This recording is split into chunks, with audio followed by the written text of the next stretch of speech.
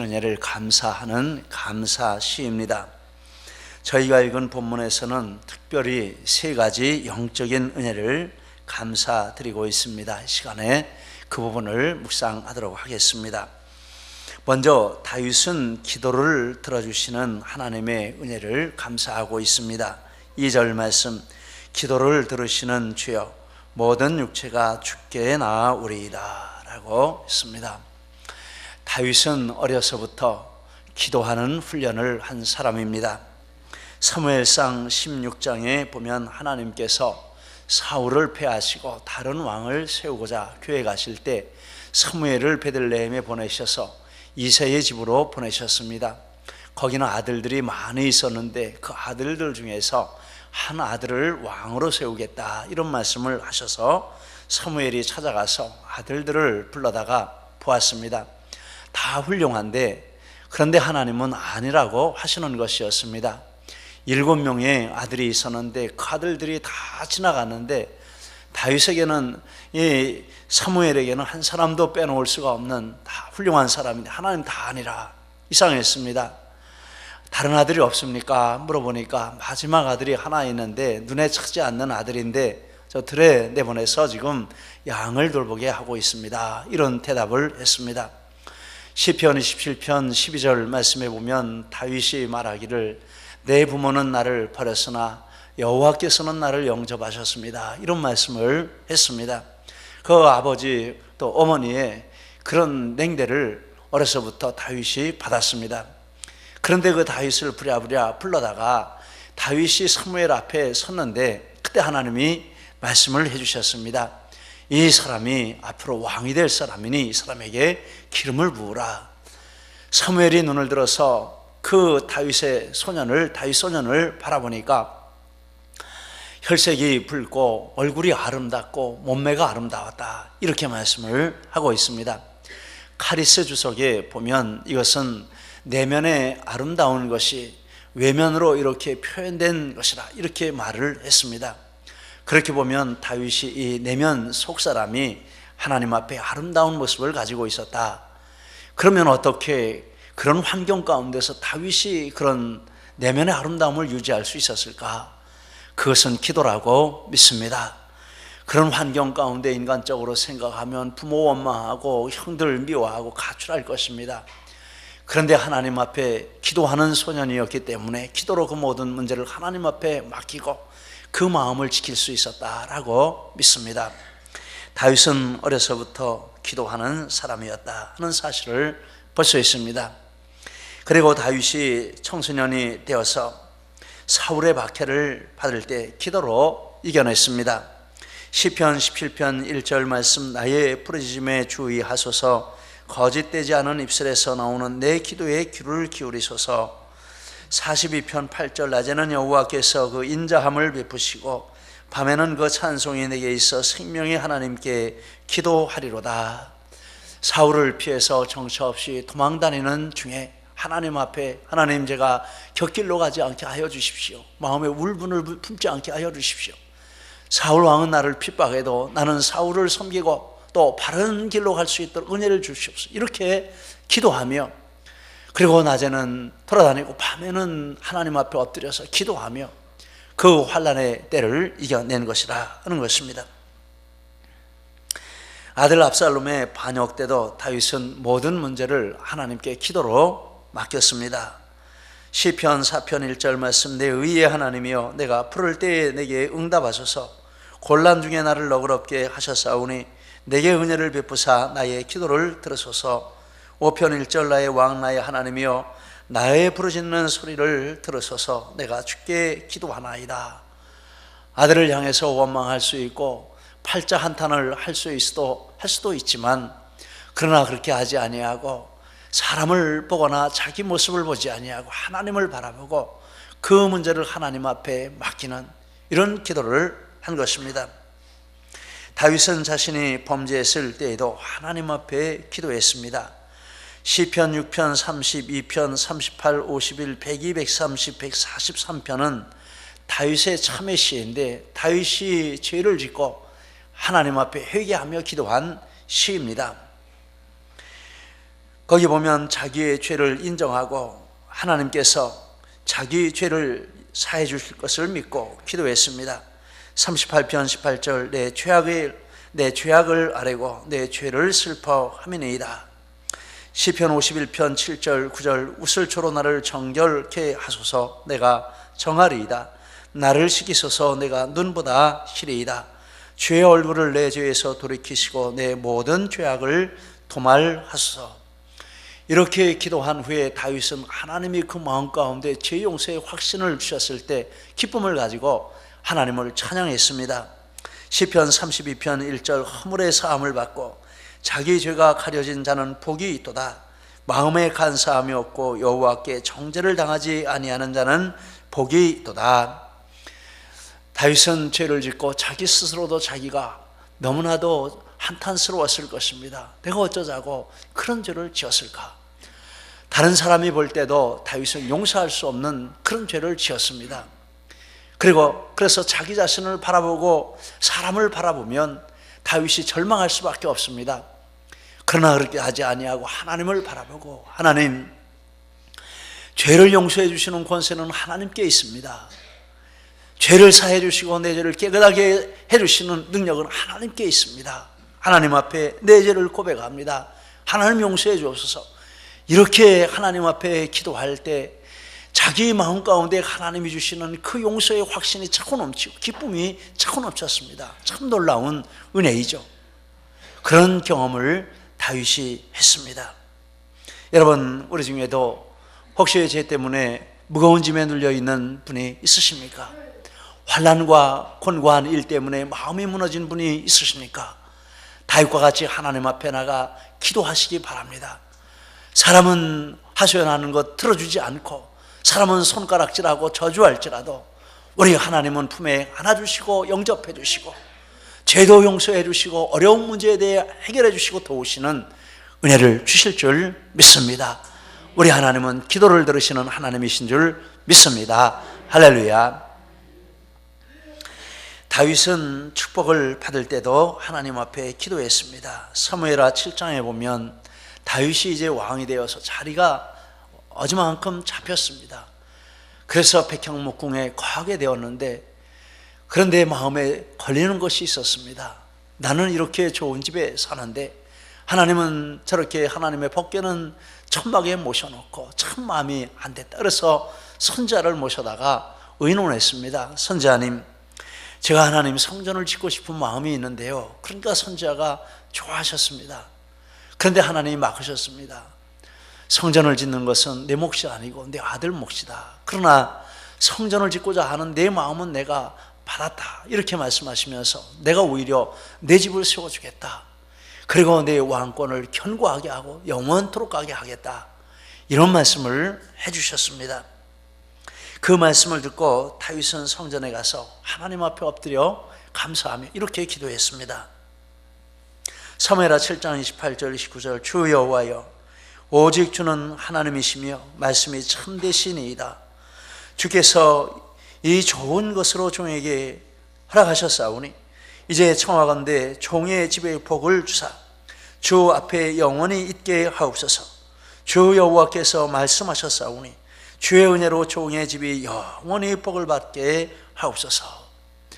다윗은 어려서부터 기도하는 사람, 어려운 일 있을 때 하나님 앞에 기도로 맡기고, 죄를 지었을 때도 사람이 욕하고 자기도 용서할 수 없는 죄이지만 하나님 앞에 가서 기도하고, 그리고 이렇게 감사한 일이 있을 때도 하나님 앞에 가서 또 기도하고, 시편 109편 4절 말씀에 보면 이 시도 다윗의 시인데 나는 기도할 뿐이라 이런 말을 했습니다. 여러 번역본에 보면 나는 기도에 내 자신을 주었다 이렇게 한 데가 있습니다. 나는 기도 안에 산다, 또는 나는 기도의 사람이라, 이런 내용으로 번역을 했습니다.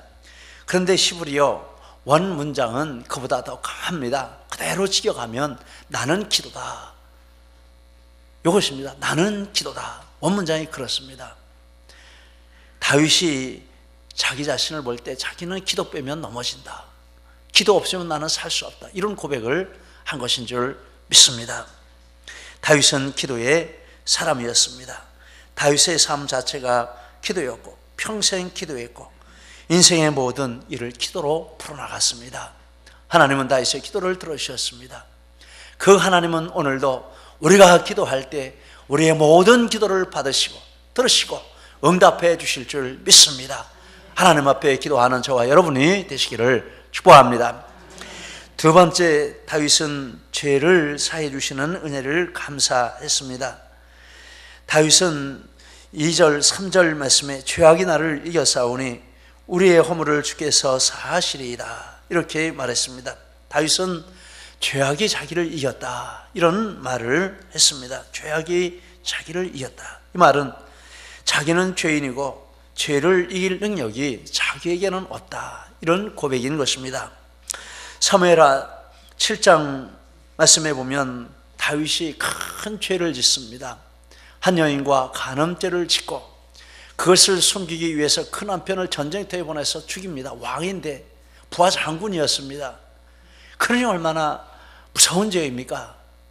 그런데 그 죄를 짓고 나서 그가 깨달은 것이 있었습니다. 그것은 바로 자기는 나기 전에서부터 죄인이고 죄를 이길 능력이 없고 또 지은 죄를 해결할 수 있는 능력도 자기에게 없다. 죄에 관한 자기는 완전히 무능한 존재다. 이걸 깨달았습니다. 시편 51편 5절 내가 죄악 중에 출생하였으며 모친이 재중에 나를 잉태하였나이다 이렇게 고백을 했습니다. 그걸 깨달았습니다. 그러면서 또 다른 하나의 진리를 깨달았는데 그것이 3절 하반절 우리의 허물을 주께서 사하시리이다. 이 말씀은 죄를 사하는 권세는 하나님께만 있다라는 것입니다. 누가복음 5장 21절 오직 하나님 외에 누가 너희 죄를 사하겠느냐. 시편 51편 7절 우슬초로 나를 정결하게 하소서 내가 정하리이다. 나의 죄를 씻어주소서 내가 눈보다 희리이다. 다른 사람에게 죄를 지었지만 그 사람이 내 죄를 사해 줄 수 있는 근본적인 능력은 없습니다. 또 내가 죄를 짓고 내가 내 죄를 용서할 수 있는 능력도 없습니다. 죄를 짓는 것도 내 능력으로 죄를 안 지을 수 없지만 지은 죄에 대해서 내가 할 수 있는 것이 아무것도 없다. 다윗이 그것을 깨달았습니다. 그러나 그 모든 죄에 대한 문제를 해결할 수 있는 능력을 가지고 계신 분이 계신데 이분이 하나님이시다라는 것입니다. 주께서 우리의 허물을 사하시리다. 그러면 하나님이 어떻게 죄를 사해 주십니까? 내가 그렇게 기도하니 열심히 기도하는 것을 보니까 됐다. 이제 그만하라. 내가 내 죄를 용서해 줬다. 사람도 와서 자꾸 빌면 됐다. 그만하시오. 이제 잊어버립시다. 이렇게 하는 그렇게 용서해 주는 것입니까? 그렇지 않습니다. 여기에 사한다라는 말의 원래 뜻은 속죄, 대속이라는 뜻이 있습니다. 그래서 3절 사실이다. 거기 보면 제 성경에 보면 번호가 붙어 있고 밑에 보면 속하시리이다 이렇게 했습니다. 사한다는 말과 속한다는 말은 좀 다른 차원입니다. 사한다는 것은 그냥 죄를 용서해 준다라는 의미이고 속한다는 것은 죄를 용서하는 그 틀을 말하는 것입니다. 근원을 말하는 것입니다. 어떻게 죄가 용서받느냐 그것을 말하는 것입니다. 대속의 방법으로 속죄의 방법으로 대속 속죄는 죄인을 대신하여 죽음으로 죄인을 죄에서 구원하는 것입니다. 그래서 구약의 이스라엘 백성들은 자신들이 죄인인 것을 알기 때문에 하나님 앞에 계속해서 짐승을 가지고 나가서 짐승의 피를 흘리고 짐승의 생명을 바쳐서 하나님께 죄 용서를 구했습니다. 그러나 이것은 그림자이고 이것은 형식입니다. 근본적인 제사하는 효과가 없습니다. 히브리서 10장 1절 이하 해마다 늘 드리는 바 같은 제사로는 나오는 자들을 언제든지 온전케 할 수 없느니라. 이는 황소와 염소의 피가 능히 죄를 없이 하지 못함이라. 이것은 그림자입니다. 참된 대속의 제물이 올 것이라 라는 것을 그림으로 보여주는 그런 것이었습니다. 그러면 참된 대속 제물은 무엇입니까? 참된 대속 제물은 우리의 죄를 대속하는 예수 그리스도이신 줄 믿습니다. 마태복음 1장 21절에 아들을 낳으리니 이름을 예수라 하라. 이는 그가 자기 백성을 그들의 죄에서 구원할 자이심이라 하니라. 예수님은 나시는 그 순간 세상에 오시는 그 목적이 대속의 제물이 되기 위해서 오셨습니다. 응애응애 하는 갓난아기가 대속 제물로 이 세상에 왔다. 얼마나 가슴 저린 일입니까? 근데 예수님이 그렇게 오셨습니다. 그리고 예수님 스스로 말씀하시기를 마가복음 10장 45절 인자에 온 것은 섬김을 받으려 함이 아니라 도리어 섬기려 하고 자기 목숨을 많은 사람의 대속물로 주려 함이니라. 늘 그것을 마음에 품고 그 목적을 위해서 나는 왔다, 이것을 잊지 않고 사셨습니다. 그래서 예수 그리스도의 대속은 완전하고 영원합니다. 요한복음 19장 30절 다 이루었다, 완전한 대속을 이루셨다라는 뜻입니다. 오늘 본문 3절 말씀에 주께서 허물을 사시리이다, 이 말씀에 그런 뜻이 담겨 있습니다. 사실이다 라는 것은 속하시리다 라는 것이고요, 대속은 예수 그리스도가 대속물이기 때문에 예수 그리스도가 대속하신 것은 한 번으로 완전하고 그리고 영원한 효과가 있는 것입니다. 그런데 다윗은 구약시대에 살았지만 오실 예수 그리스도를 성령의 감동이 돼서 바라보고 지금 그 말을 하는 것입니다. 메시지 성경은 이 의미를 살려서 하나님께서 나의 죄를 단 한 번에 그리고 영원하게 제거하셨습니다, 이렇게 말을 했습니다. 그러므로 누구든지 예수님을 믿으면 죄사함을 받고 구원을 받는 줄 믿습니다. 로마서 1장 16절 복음은 모든 믿는 자에게 구원을 주시는 하나님의 능력이 됨이라. 사도행전 2장 21절 누구든지 주의 이름을 부르는 자는 구원을 받으리라. 할렐루야. 이것이 예수 믿는 목적입니다. 이것이 예수 믿는 이유입니다. 여러분, 이 시간에 이 예수님이 나의 죄를 대속하시고 예수님을 믿음으로 말미암아 나의 모든 죄가 완전하고 깨끗하게 영원하도록 사해지고 깨끗해졌다는 것을 하나님 앞에 믿고 감사하시기를 축원합니다. 이거 있어야 예수 믿는 것입니다. 이거 없으면 아닙니다. 그런데 다윗이 지금 그걸 말하는 것입니다. 하나님, 나 자신으로 보고 나 스스로의 모습으로 보면 죄가 나를 이겼습니다. 그러나 하나님께서 내 죄를 속해주시고 그래서 내 죄가 사함받았습니다. 그래서 하나님 앞에 가서 기도할 수 있는 것입니다. 그리고 즐거워할 수 있는 것입니다. 속죄의 은혜인 것입니다. 그거 얼마나 감사한 일입니까? 세 번째, 하나님께서 성도들에게 죄를 이기는 방법을 주셨습니다. 먼저 다윗처럼 하나님 앞에 죄를 인정하고 고백하는 것입니다. 요한일서 1장 5절 만일 우리가 우리 죄를 자백하면 저는 미쁘시고 의로사 우리 죄를 사하시며 모든 불의의 소리를 깨끗하게 하실 것이요. 가서 이렇게 고백하는 것입니다. 하나님, 제가 이런 죄를 졌습니다. 그 죄가 크든지 작든지 간에 가서 고백하면, 진심으로 고백하면 하나님이 사해 주신다, 예수 보혈로 씻어 주신다 말씀해 주셨습니다.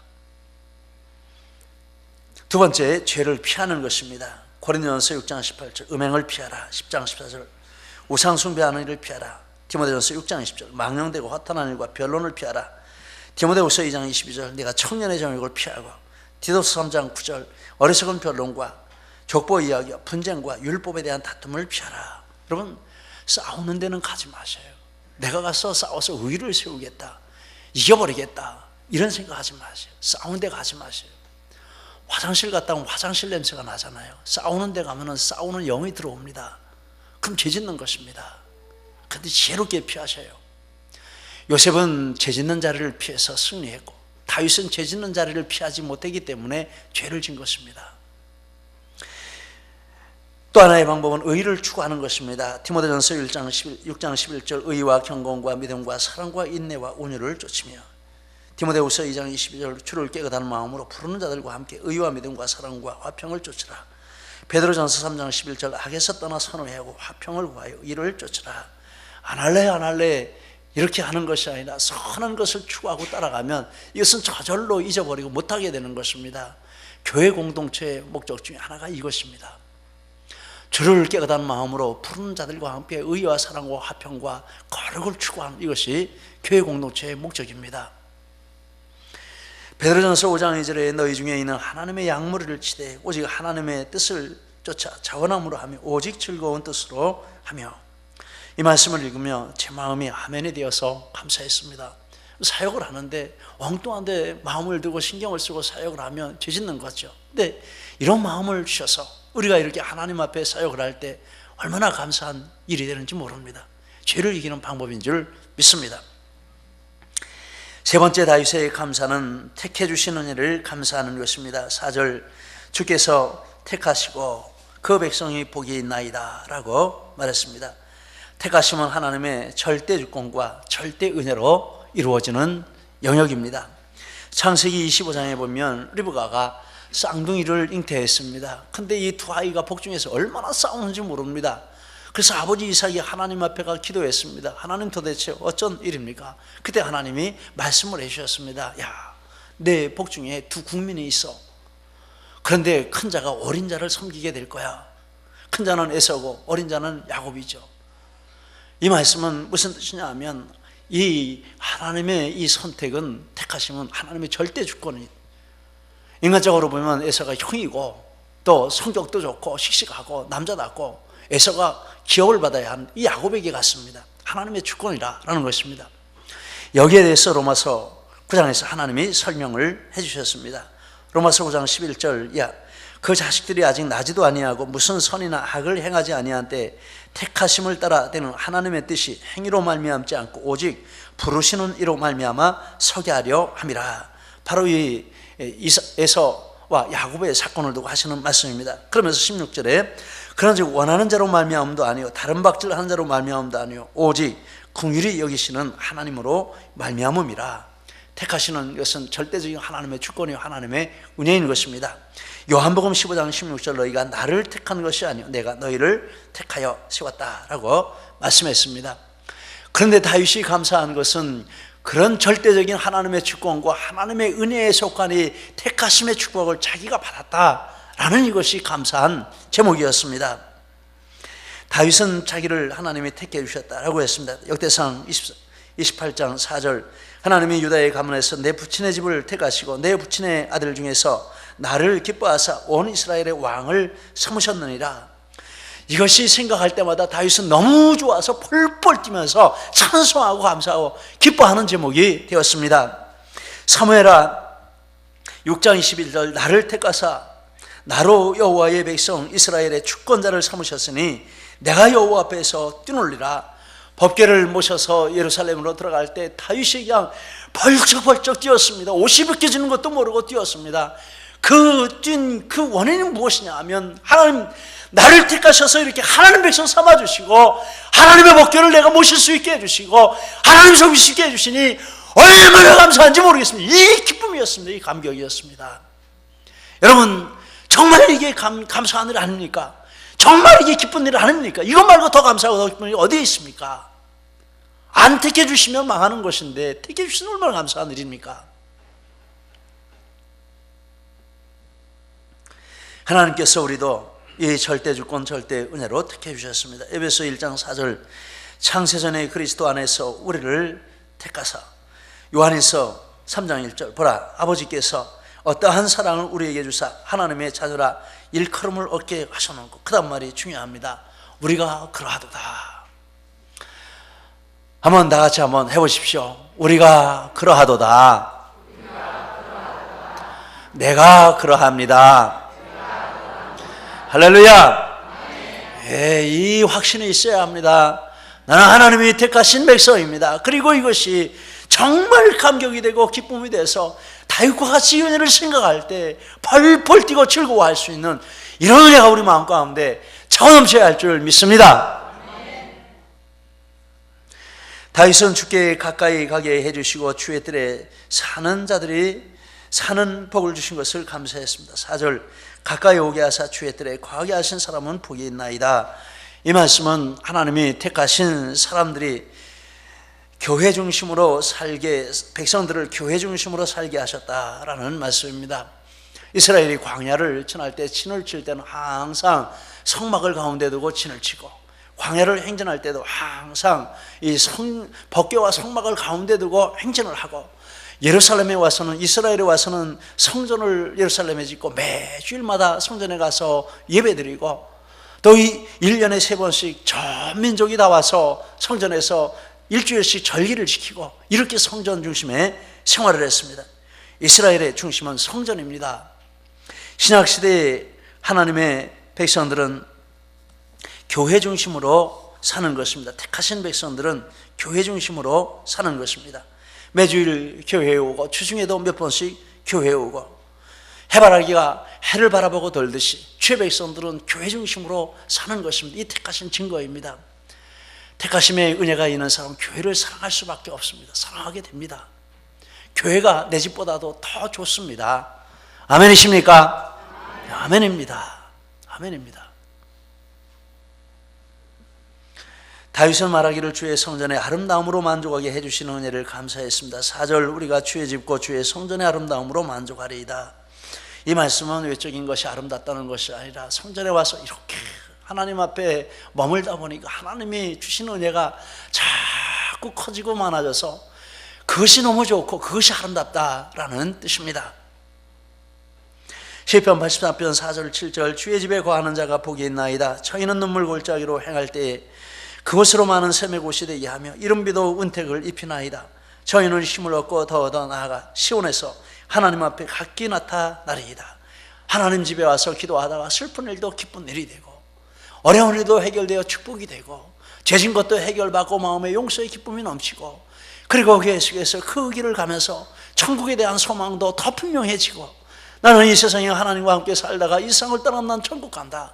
이런 믿음으로 할렐루야 찬송하고 이렇게 해서 주의 성전에서 그 아름다움으로 만족하는 이런 축복을 다윗이 누렸습니다. 아마 우리 생각에는 성전을 제일 열심히 간 사람이 누굴까? 다윗이었다고 생각합니다. 가서 예배도 드리고 찬송도 하고 기도도 하고 종이도 줍고 뭐 이렇게 먼지도 떨고 사람들이 보고 저 사람이 누구야 도대체? 제사장이야? 레위냐? 사찰 집사님이야? 뭐야? 이랬을 것입니다. 아니야 나 다윗이야. 나 성전이 너무 좋아서 그래. 신경 쓰지 말고 자네들 일해. 그랬을 것입니다. 그리고 1절 말씀해 보면 하나님이여 찬송의 시온에서 주를 기다리오며 라고 했습니다. 다윗 자신과 이스라엘 백성이 택해 주시고 죄를 사해 주시고 기도를 들어주시는 예가 감사해서 일찌감치 하나님 전에 나와서 예배드릴 다 준비 마치고 마음에 찬송이 가득 찼는데 예배하면 하나님 앞에 힘을 다해 찬양해야지 이런 마음을 이렇게 표현을 한 것입니다. 다윗의 세 가지 감사의 제목, 이것은 똑같이 우리의 감사의 제목도 되는 줄 믿습니다. 이 은혜가 우리 모두에게 충만하시기를 예수님 이름으로 축복합니다. 이 시간에는 우리 간증을 듣도록 하겠습니다. 제자훈련을 하시는 우리 지체들이 이렇게 간증을 시작하면서 나의 믿음이 이렇습니다 이런 간증을 써냈는데 시간이 제자반 시간에 시간이 많지 않고 또 함께 이 간증을 나누는 것이 좋을 것 같아서 예배 시간에 이렇게 시간을 정했습니다. 나와서 하시겠습니다. 우리 최영모 집사님 간증하시고 이어서 이경욱 집사님 간증하시겠습니다.